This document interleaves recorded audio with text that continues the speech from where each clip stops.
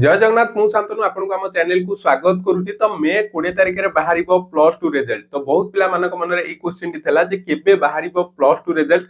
विशेष करी तो सेही मानक मन रे क्वेश्चन थिला जो माने प्लस 2 एग्जाम देइथले।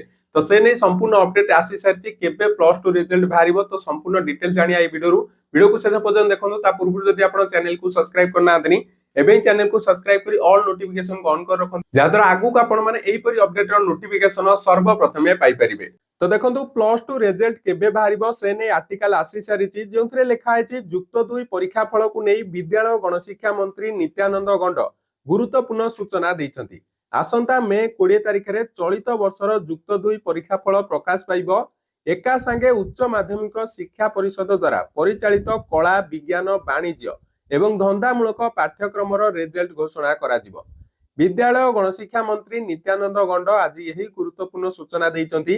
विगत वर्ष गुड़िक साधारणतः विज्ञान और वाणिज्य रिजल्ट प्रथमे एवं परे कला विभाग रिजल्ट प्रकाश पाउथिला। मात्र चलित वर्ष छात्र छात्री सुविधा एवं परवर्ती नामलेखा प्रक्रिया को त्वरान्वित करिया पई गणशिक्षा विभाग पक्षरु एक बड़ निष्पत्ति निया जायछि। आसंता 20 तारिख रे समस्त 4टी जाक स्ट्रीम रो परीक्षा फल एका समय रे उपलब्ध हेबो। चलित वर्ष राज्यर विभिन्न परीक्षा केन्द्र रे प्राय 4 लाख रु अधिक छात्र छात्री जुक्त 2 बोर्ड परीक्षा दैछंती। तेबे रिजल्ट प्रकाश पाइबा परे छात्र छात्री माने निम्नलिखित वेबसाइट माध्यम रे निज रोल नंबर एवं रजिस्ट्रेशन नंबर दे रिजल्ट चेक करि परिबे।